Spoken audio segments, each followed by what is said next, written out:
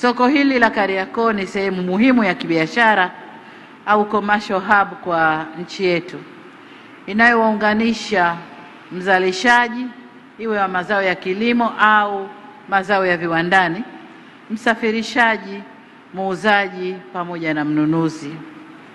Muunganiko huu unaifanya Kariakoo kuwa ni soko la watu wote. Nimeridhishwa na miundombinu ya kisasa wa uwepo wa maeneo ya huduma na mifumo ya usalama. Aidha, nimefurahishwa pia na uwepo wa huduma rafiki kwa mama na mtoto. Imesemwa hapa kwamba soko hili litakuwa na vyumba vya kunyonyeshea. Tukisema chumba cha kunyonyeshea, tuna maana kwamba mama atakaa na mtoto wake.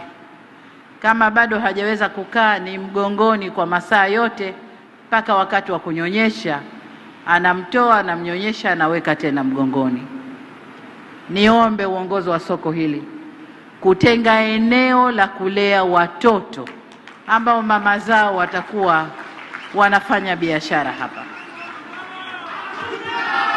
Sasa nyinyi mtatoa eneo, lakini akitokea mtu binafsi ambaye yuko tayari kuweka kitengo hicho cha kulea watoto ambacho kitaangaliwa vizuri, vifaa vyote vya watoto, vyakula vya watoto na kila kitu cha watoto, basi private sector karibuni, na niutake uongozi wa soko litenge eneo kwa ajili ya watoto wao.